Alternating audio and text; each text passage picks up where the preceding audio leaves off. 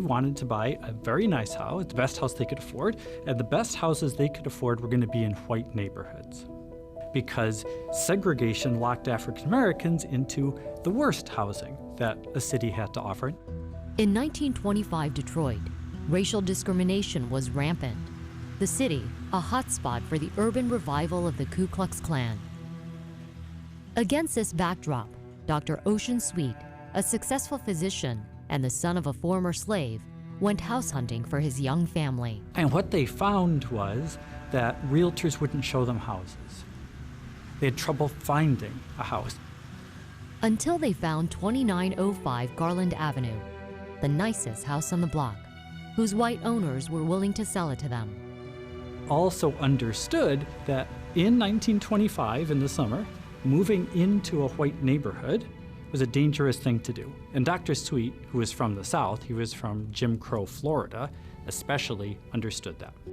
Sweet's parents, small-time farmers, had sent him north when he was 13 to get a better education. He went away to high school up in small-town Ohio. He had gotten a college degree at Wilberforce College, a historically black college in southern Ohio. Then he'd gone on to medical school at Howard Medical School in Washington, D.C., got his MD in 1921. So it's the American dream. And then he came to Detroit as part of that migration because it was a great place to work, a great place to start business and start his practice, and he prospered.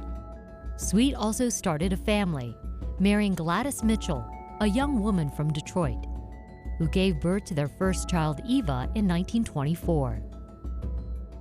Just over a year later, leaving Eva with Gladys's parents, the Sweets moved cautiously into their new home. They asked for the police to come to protect them. First night, a couple of nights they were in the house.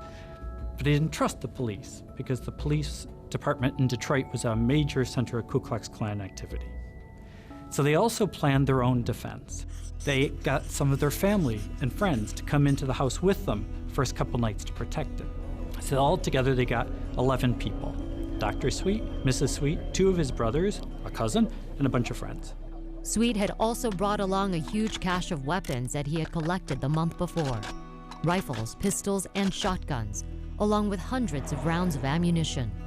And the first night, as expected, a mob gathered outside the house, but it eventually dispersed. Next day was September 9th, 1925. Then about 7:30 at night, just as it's starting to get dark again, Dr. Sweet's little brother looked out the window. Police were there again.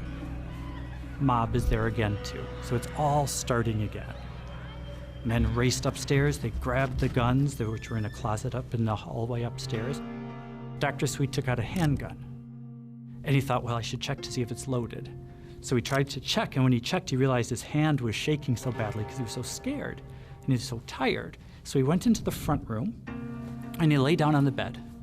And he lay there for about 15 minutes, and then one little thing happened out on the street, and the people out on the street started throwing stones at the house. And one of those rocks went through the window in the bedroom where he was. When that happened, when there was that sound of shattering glass, the men inside the house, not Dr. Sweet, who was lying on the bed, but the other men inside the house, opened fire. 20, 30 shots, no one really knows for sure. No one really counted them. But they hit 2 members of the mob. One bullet hit a young man in the leg.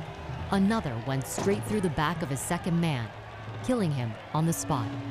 And so the police then leapt into action. And they raced into the house and they arrested all 11 people. And within a day and a half, all of them were charged with first-degree murder.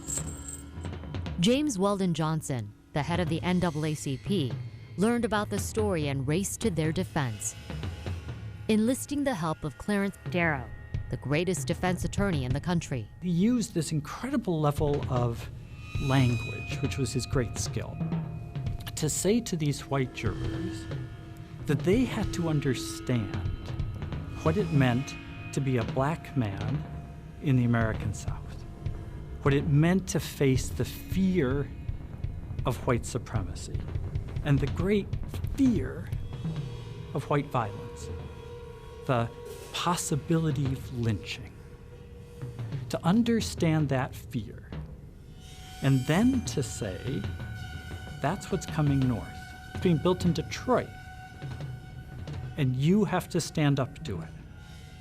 That's the fundamental appeal he made. In his instructions to the jury, Judge Frank Murphy said, "All men are equal under the law, whether they be rich or poor, black or white, humble or great. It is a duty of each of you to reach for justice." In the end, the jury couldn't reach a verdict and Murphy declared a mistrial. But the prosecution called a retrial against Sweet's brother Henry, who had admitted to shooting a gun. He was found innocent, and the entire legal battle came to an end. In his 1932 autobiography, he wrote, "The verdict meant simply that the doctrine that a man's house is his castle applied to the black man as well as to the white man.